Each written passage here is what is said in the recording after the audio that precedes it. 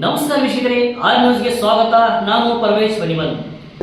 ಎರಡು ಹಗರಣ ಆಗಿದ್ದು ಕರೆ ಆರೋಪ ಮಾಡ್ತಾ ಇದ್ರಿ, ಅದ್ರ ಬಗ್ಗೆ ಪ್ರತಿಭಟನೆಯನ್ನು ಮಾಡಿದ್ರಿ, ಅದೆಲ್ಲ ಓಕೆ ಸರ್. ಆದ್ರೆ ಈಗ ನಿಮ್ಮ ಪಕ್ಷದಲ್ಲಿ ಈ ಎರಡು ಪಾದಯಾತ್ರೆ ಕುರಿತು ಪಾದಯಾತ್ರೆ ಪಾಲಿಟಿಕ್ಸ್ ಶುರುವಾಗಿರುವಂತದ್ದು, ಉತ್ತರ ಕರ್ನಾಟಕ ದಕ್ಷಿಣ ಕರ್ನಾಟಕ ನಾಯಕರ ಬಂದೆ ಭಿನ್ನಮತ. ನಾನು ಪಕ್ಷದ ಒಬ್ಬ ನಿಷ್ಠಾವಂತ ಕಾರ್ಯಕರ್ತ.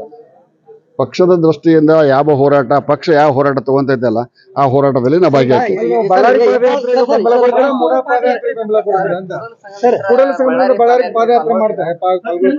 ಈಗ ಮೊದಲ ಮೈಸೂರಿಂದ ಪಾದಯಾತ್ರೆ ಪ್ರಾರಂಭ ಆಗೈತಿ, ಅದ್ರಾಗ ಇರ್ತೇನೆ. ಆಮೇಲೆ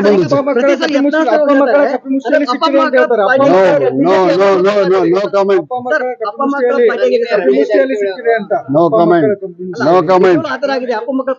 ಕಾಮೆಂಟ್ ಸರ್. ನೀವು ಸಂಜೆ ಮಟ್ಟ ಕೇಳಿದ್ರು ನೋ ಕಾಮೆಂಟ್.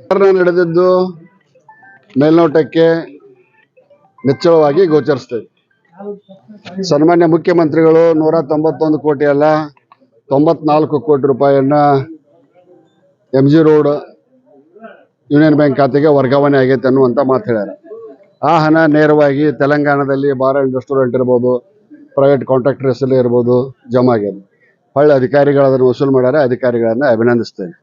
ನಮಗಿದ್ದ ಮಾಹಿತಿ ಪ್ರಕಾರ 90 ಕೋಟಿ ರೂಪಾಯಿ ಹಣ ನೇರವಾಗಿ ಖಜಾನೆಯಿಂದ MG ಬ್ಯಾಂಕ್ ಯೂನಿಯನ್ ಬ್ಯಾಂಕಿಗೆ ಹೋಗೈತೆ ಅನ್ನುವಂಥ ಒಂದು ಅನ್ಕನ್ಫರ್ಮ್ಡ್ ಮಾಹಿತಿ ಇದೆ.